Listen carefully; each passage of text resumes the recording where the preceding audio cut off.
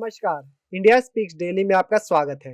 महंगाई के सितंबर के आंकड़े आ गए हैं। लगातार 9वें महीने में खुदरा महंगाई संतोषजनक स्तर से ऊपर रही है। सितंबर में यह 5 महीने के उच्चतम स्तर पर पहुंच गई। भारतीय रिजर्व बैंक को अब सरकार को रिपोर्ट देकर इसका विस्तार से कारण बताना होगा। रिपोर्ट में यह बताना होगा कि महंगाई को निर्धारित दायरों में क्यों नहीं रखा जा सका और उसे काबू में लाने के लिए क्या कदम उठाए जा रहे हैं। रिजर्व बैंक अधिनियम के तहत अगर महंगाई के लिए तय लक्ष्य को लगातार 3 महीनों तक हासिल नहीं किया गया तो आरबीआई को केंद्र सरकार को रिपोर्ट देकर उसका कारण और महंगाई रोकने के लिए उठाए गए कदमों के बारे में विस्तार से जानकारी देनी होगी। मौद्रिक नीति रूपरेखा के 2016 में प्रभाव में आने के बाद यह पहली बार होगा कि आरबीआई को रिपोर्ट के जरिए सरकार को अपने कदमों के बारे में पूरी जानकारी देनी होगी। केंद्र सरकार की तरफ से रिजर्व बैंक को मिली जिम्मेदारी के तहत आरबीआई को खुदरा महंगाई 2% घट बढ़ के साथ 4% पर बनाए रखने की जिम्मेदारी मिली हुई है। अब मौद्रिक नीति समिति के सचिव को आरबीआई अधिनियम के तहत इस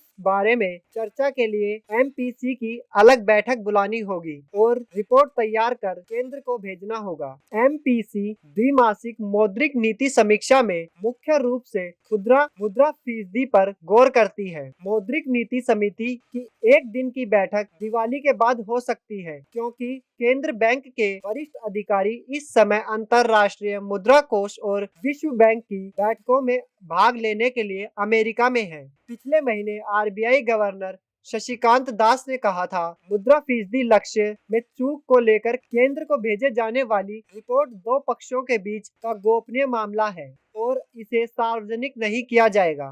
खुदरा महंगाई जनवरी 2022 से ही 6% से ऊपर बनी हुई है। सितंबर में यह 7.41% रही। अगर मुद्रा फीसदी औसतन लगातार 3 महीनों तक निर्धारित ऊपरी सीमा से अधिक या निचली सीमा से नीचे रहती है तो इसे आरबीआई की तरफ से महंगाई को निर्धारित दायरे में रखने को लेकर मिली जिम्मेदारी में चूक माना जाएगा। केंद्रीय बैंक महंगाई को काबू में लाने के लिए मई से ही नीतिगत दर में वृद्धि कर रहा है। उसे अब तक नीतिगत दर 1.9% बढ़ाई है, जिससे रेपो दर 5.9% पर पहुंच गई है।